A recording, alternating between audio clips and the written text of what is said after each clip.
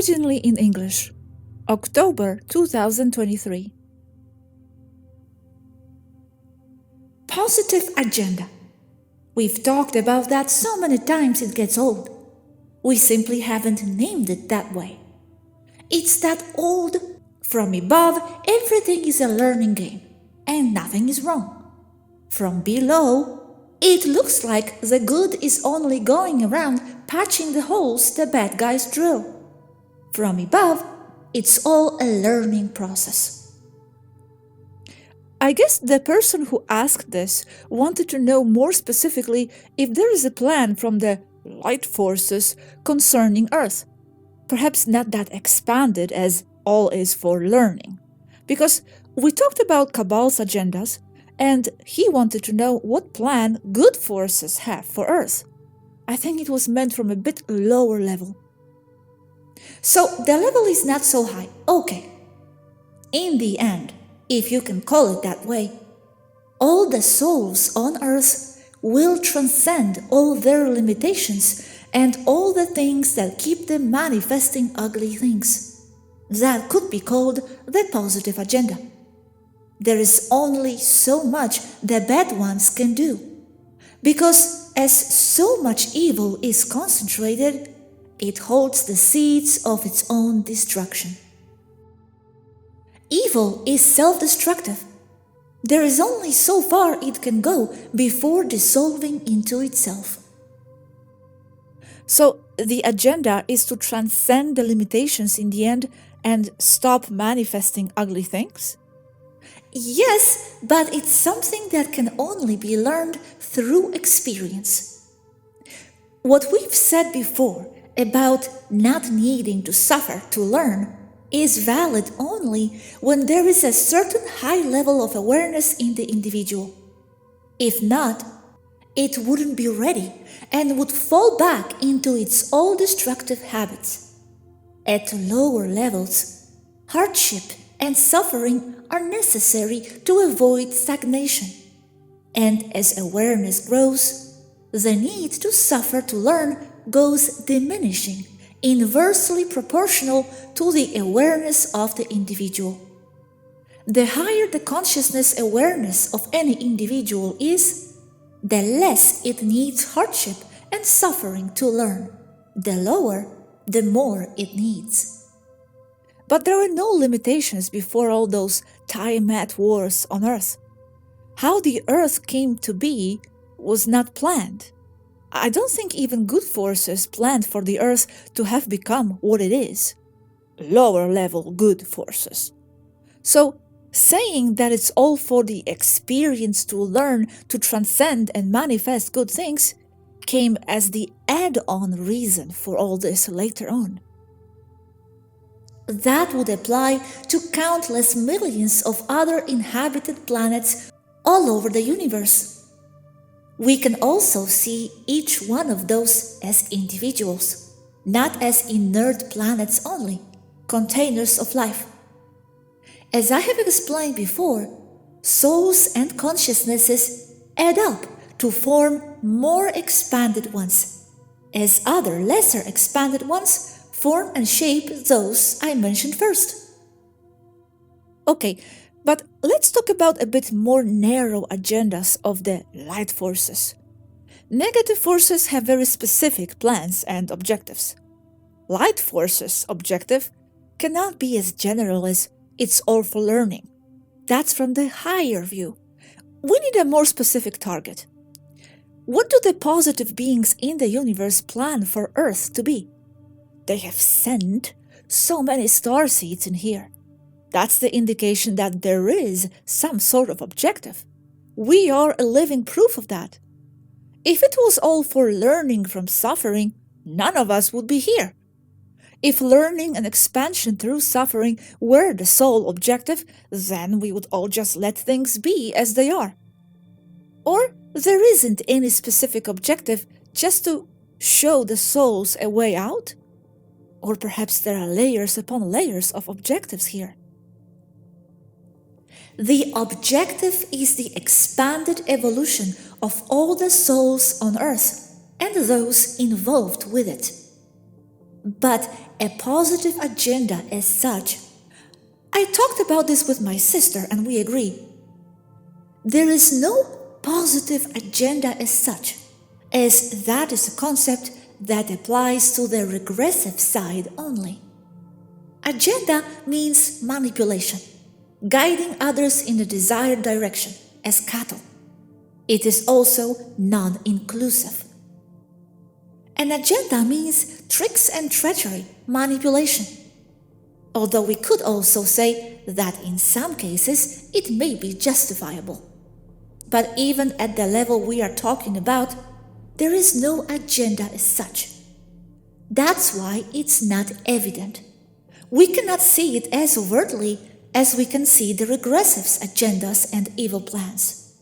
That's why, apparently, the positive side is only patching holes and trying to neutralize what the bad ones do. But the evil side cannot go far, and it cannot climb densities without collapsing under its own weight. Because the one thing that defines evil is that it means self-destruction. Because there is a relative evil, the one we've explained that is only when we see the actions of others against our interests. Evil is relative to who is experiencing it. When it goes against someone's interests, the interest to keep on living, for example, then something is evil. For example, what is evil for someone may not be for someone else in another position or point of view. But here, I am talking about absolute evil. When it is not applied to someone else or to one or another point of view, then it would be absolute.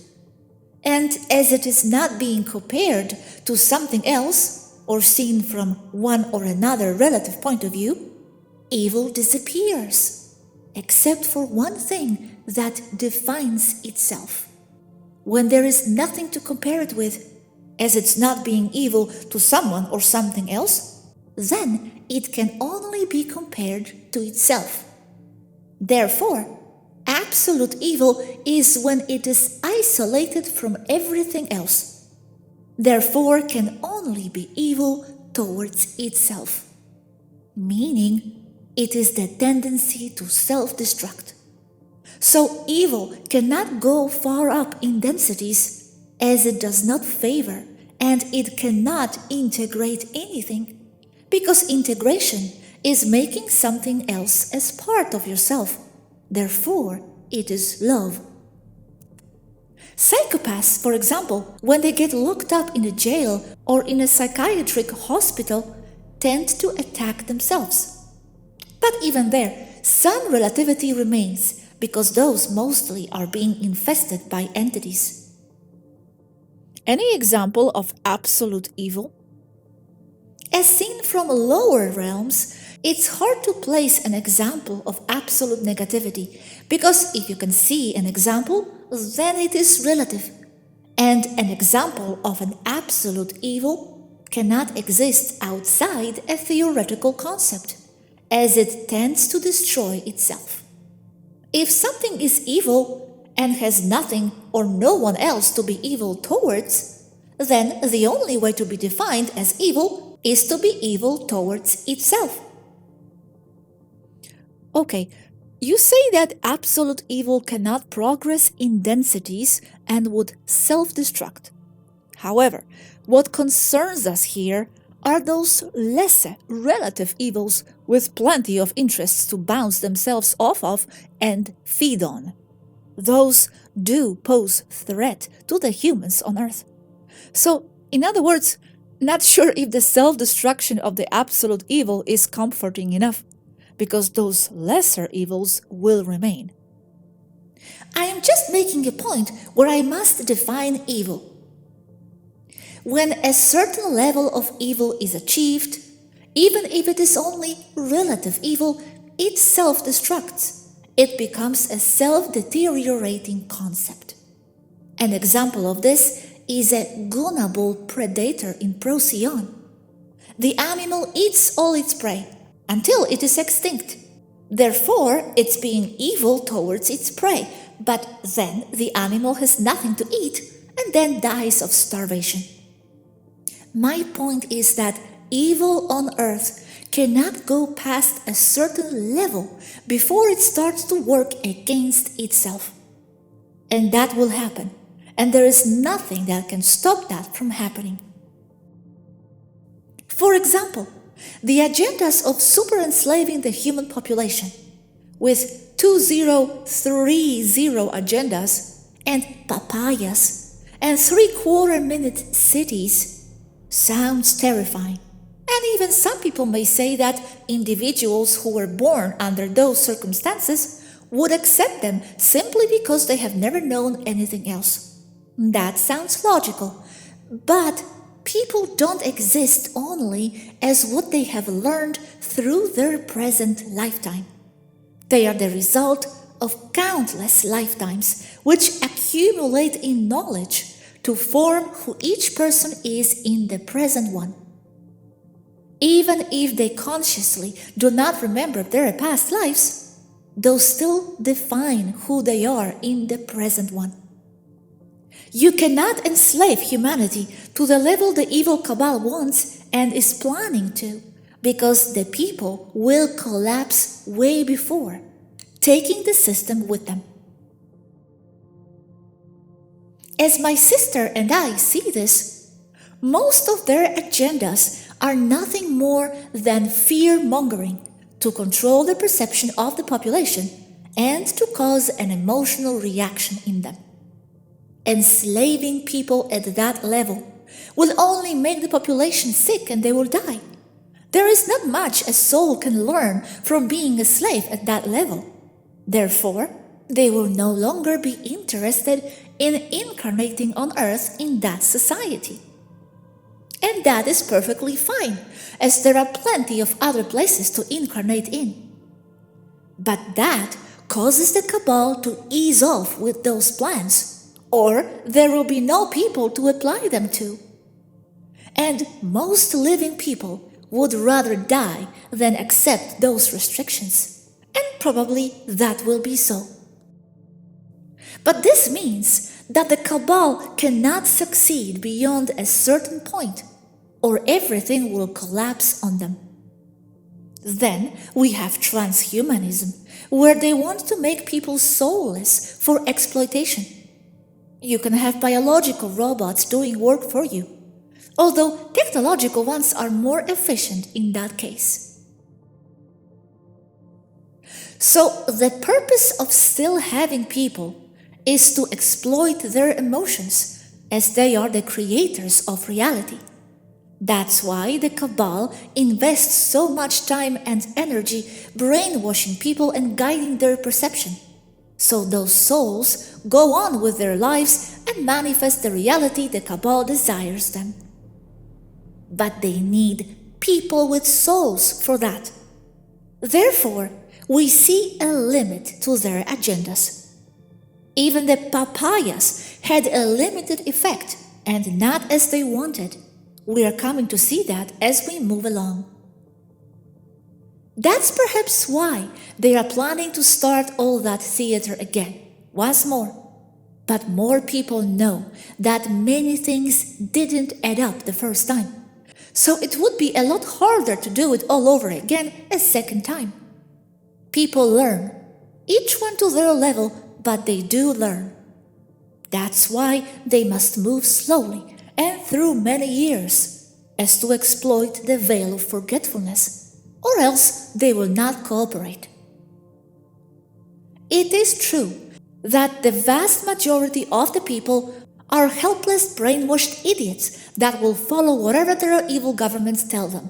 But this time it is evident that the first pandemic awakened a gigantic mass of silent, wise people, which are the key for not letting the cabal continue with the progress of their evil plans.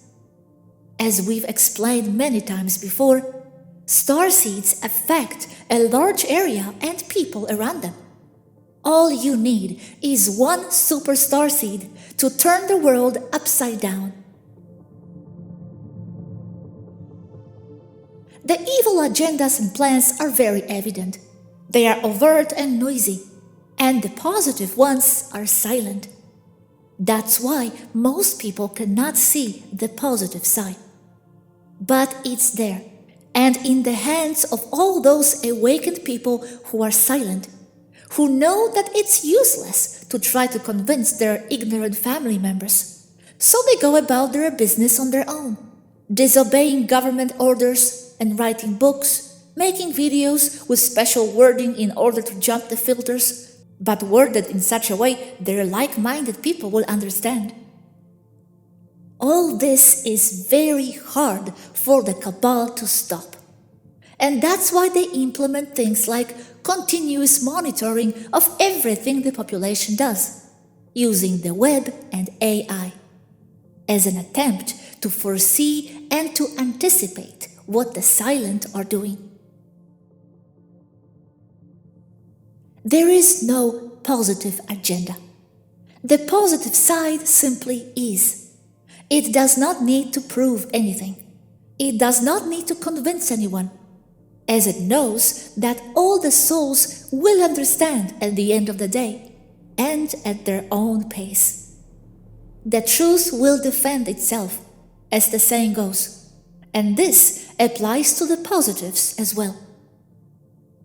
No need for agendas. Everything will turn out exactly as it should for each point of attention we call a person. It is in the hands of each little soul to understand that it's making its own reality, and that its future, its perception, and its world depends on no one else but itself. Evil cannot triumph as it holds the seeds of its own destruction. And even death is only a scary thing to manipulate the living, as nothing important ever happens to the one who dies. It's only a new beginning. And yes, suffering is real. But what isn't is the level of suffering people are made to think exists on Earth. One soul, animal, plant, or person suffering is too much. But advanced souls suffer a lot more from what they themselves are thinking and anticipating than from what really is going on. Most of what is in the media and most of what is accepted as people suffering is not real. A lot of it is, but it is hyped, so it is used to impose emotional reactions onto the population. If it's on the media, it is certainly exaggerated. An example of this are the Nazi concentration camps, where countless Jews were gassed and killed, as the story goes. But in reality, not as many people were sent there. Just a small fraction of what is said in the history books. One is too much, I know. But my point is that most of the suffering on the planet is not real. It's imaginary. People anticipate and suffer what they imagine more than what happens to them in reality. Wow, very nice, thank you. Just a few questions about what you said earlier. Those who would die and incarnate on other planets would be mostly starseeds and awakened people who know of other options. Human souls, if they don't know of other options to be born into, those might stay here within the enslaved system, no? Or you mean those would eventually go too? Everyone with a soul is a starseed. Humans as such are only humans because they enjoy repeating incarnations on that planet. But at a higher level, they all know that there are countless other places or situations to incarnate into. In the higher astral, in the afterlife, time as such does not exist, and everything is non-linear, or only for the direct experience at hand in a situation.